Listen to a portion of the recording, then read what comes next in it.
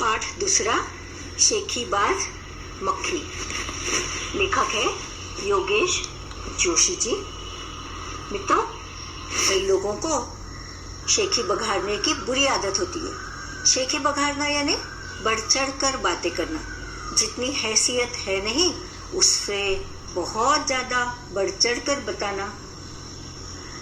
तो यहाँ एक मक्खी थी, बहुत शेखी बघाड़ती थी। उसकी कहानी आज हम पढ़ते हैं। एक था जंगल। उस जंगल में एक शेर भोजन करके आराम कर रहा था। इतने में एक मक्खी उड़ती उड़ती वहीं आ पहुंची।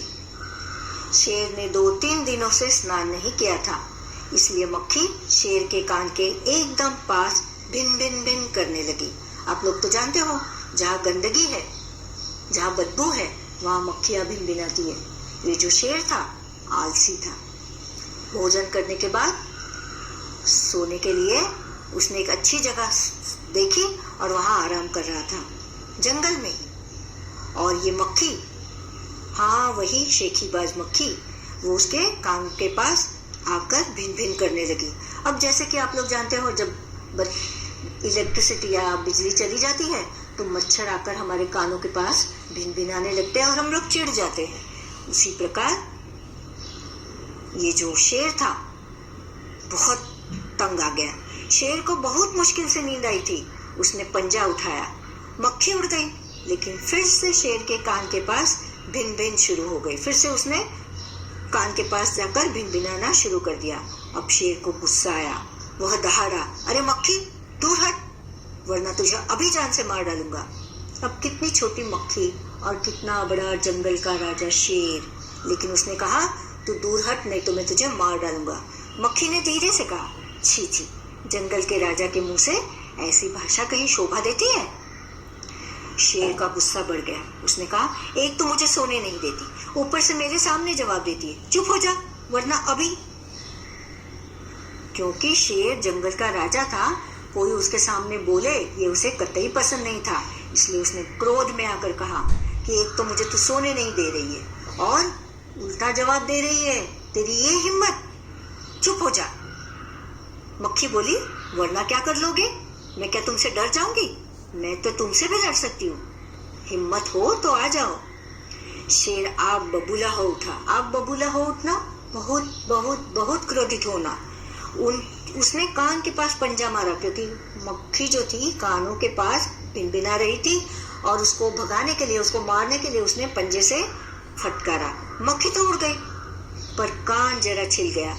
मक्खी उड़कर शेर की नाक पर बैठी, तो उसने मक्खी को फिर पंजा मारा। उसने सोचा मेरे पंजा मारने से मक्खी मर जाएगी, लेकिन मक्खी नहीं मरी, उल्टा उसकी नाक छिल गई। पहले कान की तरफ पंजा बढ़ाया तो कान जख्मी हो गया, फिर नाक पर पंजा मारा मक्खी को उड़ाने के लिए, फिर नाक भी छिल गया। मक्खी कभी शेर के माथे पर बैठती, कभी गाल पर, तो कभी गर्दन पर। शेर पंजा मारता जाता और खुद को घायल करता जाता। मूर्ख था, बेवकूफ। मक्खी तो फट से उड़ जाती। मक्खी, उसको मालूम था कि मैं इतनी छोटी हूँ, तो मैं तो इसके पंजे में आने से रही। अंत में शेर उड़ गया, थक गया। वो बोला, मक्खी बहन अब मुझे छोड़ो, मैं हारा और तुम जीती, बस यही चाहती थी ना कि मैं तुमसे हार मान लूं। बस मैंने हार मान ली, अब मुझे तुमसे किसी भी तरह से लड़ाई नहीं करनी है, तुम निकल जाओ यहाँ से। मक्खी घमंड में चूर होकर उड़ती उड़ती आगे बढ़ी। सामने एक हाथी मिला। हाथी तो गजराज, इतना बड़ा। मक्खी ने कहा, अरे हाथी मुझे प्रणाम कर, मैंने जंगल के राजा शेर को हराया है, इसलिए जंगल में अब मेरा राज चलेगा। घमंडी मक्खी ने इस तरह हाथी को ये बात बताई कि शेर मुझसे हार चुका है। अब शेर जब हार गया तो बाकी के प्राणियों की क्या बिसात, मैं ही हूँ इस जंगल की, जंगल पर अब मेरा राज चलेगा। हाथी ने सोचा, इस पागल मक्खी से बहस करने में समय कौन बर्बाद करे। वो होशियार था, समझदार था। हाथी ने सूंड ऊपर उठाकर मक्खी को प्रणाम किया और आगे बढ़ गया। सामने से आ रही थी लोमड़ी। उसने ये सब देखा कि ओ ये बात है, ये मक्खी ऐसा कर रही है। लोमड़ी मंद मंद मुस्काने लगी, धीरे धीरे वो मुस्कुरा रही थी। इतने में मक्खी ने लोमड़ी से कहा, अरे ओ लोमड़ी, चल मुझे प्रणाम कर। मैंने जंगल के राजा शेर और विशाल काय, काय यानी काया, विशाल भव्य प्रचंड ह्यूज हाथी को भी हरा दिया है। हाथी तो बहुत बड़ा होता है, विशाल होता है। तो ऐसे हाथी को मैंने हरा दिया और शेर के राजा सिंह को भी हरा दिया, शेर को। लोमड़ी ने उसे प्रणाम किया, फिर धीरे से बोली। लोमड़ी होशियार थी, चतुर थी, वो जानती थी किस तरह से मक्खी को हराना है। धन्य हो मक्खी रानी, धन्य हो, धन्य है आपका जीवन और धन्य है आपके माता पिता। इस तरह से उसने चालाकी से मक्खी को मस्का लगाना शुरू कर दिया, अच्छी अच्छी मीठी मीठी बातों में उसे बहकाना शुरू कर दिया।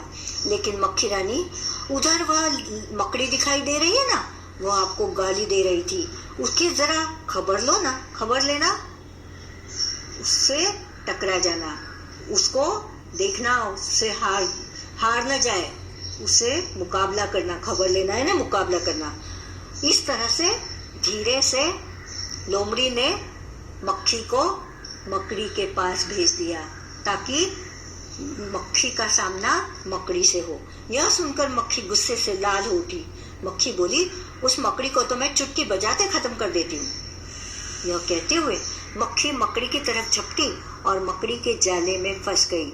मक्खी जाले से छूटने की ज्यों कोशिश करती रही, मतलब जैसे जैसे उसने सोचा कि मैं यहाँ से निकलूंगी, इधर से निकलूंगी, ये करूंगी तो निकल सकूंगी, लेकिन मकड़ी का जाला इतना आसानी से उसे छोड़ने वाला नहीं था। मकड़ी का जाला इस तरह का बुना हुआ होता है कि बड़े बड़े मच्छर, बड़े कीटक उसमें आसानी से फंस जाते हैं। त्यों त्यों और भी अधिक फंसती गई। अंत में वह थक गई, हार गई। यह देखकर लोमड़ी मंद मंद मुस्कुराती हुई वहां से चलती बनी। आपको ये कहानी कैसी लगी? अच्छी लगी होगी ना? अब सबसे अच्छा कौन लगा? मेरे हिसाब से सबसे अच्छा हाथी लगा मुझे। क्यों? क्योंकि वह मूर्ख मक्खी के मुंह नहीं लगना चाहते। अब दूसरा सवाल है, मक्खी मकड़ी के जाल में फंस गई थी, फिर क्या हुआ होगा? कहानी आगे बढ़ाओ। मक्खी मकड़ी के जाल में फंस गई थी, फिर क्या? उसने कोशिश की कि उस जाल से निकले, लेकिन जितनी ज्यादा कोशिश की उतनी ही वह उसमें अधिक उलझती गई। उसे अपना अंत दिखाई दिया। अपने बड़बोलेपन और घमंड पर अब उसे पछतावा हो रहा था। बड़बोलापन, शेखी बघारना, बढ़ चढ़कर बातें करना, लेकिन अब बात बिगड़ चुकी थी। अब यहाँ उन्होंने पूछा है कहानी का नाम। अगर कहानी का नाम मक्खी को ध्यान में रखकर, लोमड़ी और शेर को ध्यान में रखकर लिखा जाता तो उसके क्या क्या नाम हो सकते थे? अभी लोमड़ी को ध्यान में रखकर अगर रखा जाता तो चतुर लोमड़ी, और अगर शेर को ध्यान में रखकर तो आलसी और मूर्ख शेर, ऐसा हो सकता था। अब तुम कहानी के लिए एक और नया शीर्षक सोचो। यह शीर्षक यानी टाइटल, कहानी का नाम, कहानी के किसी पात्र पर नहीं होना चाहिए, कहानी की किसी घटना के बारे में शीर्षक हो सकता है। तो कहानी का नया शीर्षक मुझे लगता है घमंडी का सर नीचा, ऐसा हो सकता है। जो घमंड करते हैं उसकी हमेशा हार होती है। अब उन्होंने पूछा है, मक्खी ने जब शेर को जगाया तब वह आग बबूला हो गया। तुम्हें जब कोई गहरी नींद से जगाता है तो तुम क्या करते हो? और मैं भी वही बताऊंगा कि किसी की नींद खराब नहीं करनी चाहिए। तो मुझे अगर कोई नींद से जगाता है तो मैं चिढ़ जाता हूँ। हाँ, केवल माँ को छोड़कर, क्योंकि वो मुझे पाठशाला जाने के लिए जगाती है, और कोई मुझे जगाए तो अच्छा नहीं लगता। मक्खी उड़ाते उड़ाते शेर ऊब गया था। तुम क्या करते करते ऊब जाते हो? मैं पढ़ाई करते करते ऊब जाता हूँ, क्योंकि गणित विषय मुझे पसंद नहीं। जब अध्यापिका मुझे 15-20 गणित एक साथ करने का गृहपाठ देती है तो मैं ऊब जाता हूँ। मान लो तुम शेर हो, मक्खी ने तुम्हारे साथ जो भी किया वह लोमड़ी को बताओ। अब हमें संवाद के रूप में बताना है। अब पहले शेर कहता है, लोमड़ी रानी जानती हो, आज तो मैं मक्खी से तंग आ गया था। क्यों? क्या हुआ? शेर, मक्खी मेरे कान के पास भिनभिनाकर मुझे तंग करती रही। मैंने उसे भगाने हेतु पंजा मारा तो मेरा कान जख्मी हो गया, फिर नाक की भी यही हालत हुई। लोमड़ी, तुम 2-3 दिनों से नहाए ही नहीं थे ना, इसीलिए यह हाल हुआ। शेर, जी मैं जानता हूँ, कई बार उसे भगाने के बाद मैं थक गया और मैंने हार मान ली। शेर तो भोजन करके आराम कर रहा था। तुम खाना खाकर क्या क्या करते हो? अक्सर क्या करते हो?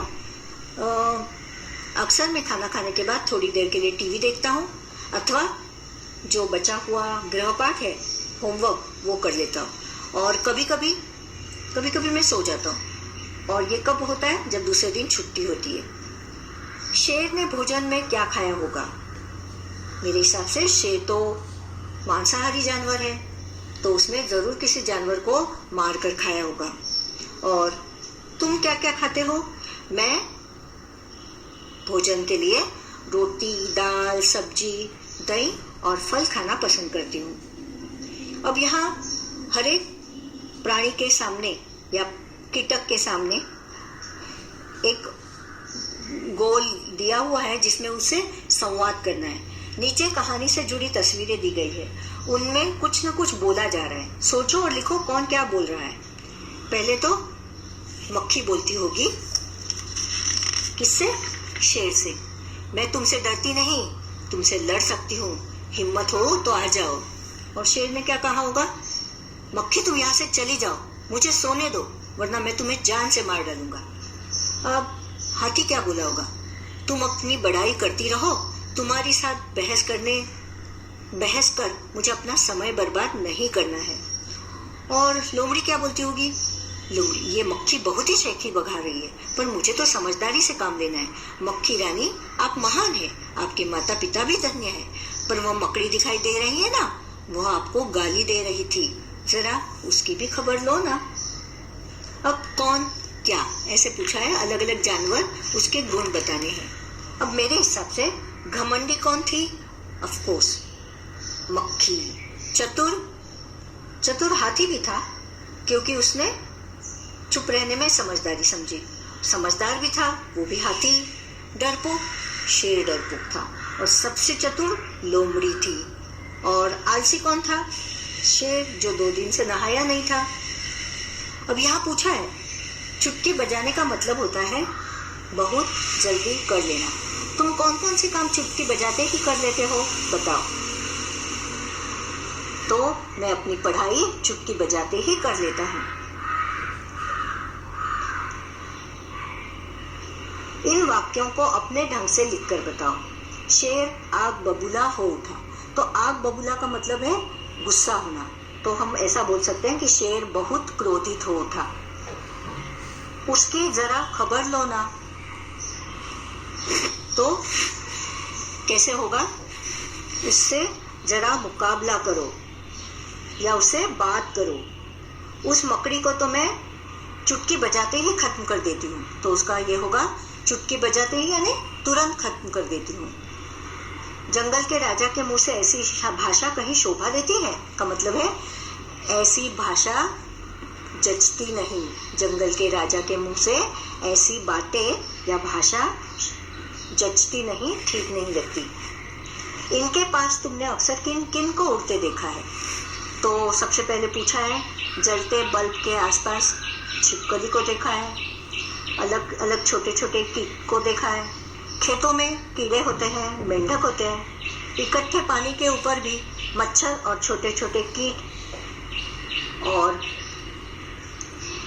सांप भी कभी कभी होते हैं, फूलों पर तितली, इल्ली, हलवाई की मिठाई पर मक्खियाँ होती है और कभी कभी दूसरे छोटे से कीड़े भी दिखाई देते हैं। क्या तुम किसी शेखीबाज को जानते हो? कौन है वह किस चीज के बारे में शेखी बघारता है, ऐसा पूछा है। शेखीबाज उसे कहते हैं जो बढ़ चढ़कर बातें करता हो। मेरा एक दोस्त क्रिकेट खेलकर आने पर शेखी बघारता है। उसने कितने छक्के मारे, कितने चौके मारे, पर मैं जानता हूँ वो सब झूठ बोलता है, कभी सच नहीं बताता। पाठ